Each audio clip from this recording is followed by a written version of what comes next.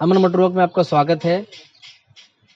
कोलकाता में हम लोग का कार रिपेयरिंग का वर्कशॉप है। वीडियो पूरा कंप्लीट देखिए। ये है होंडा सिटी गाड़ी, इसका रस्टिंग पूरा यहाँ से था, पूरा कंप्लीट था रस्टिंग। इसको हम लोग रस्टिंग रिपेयर किए हैं।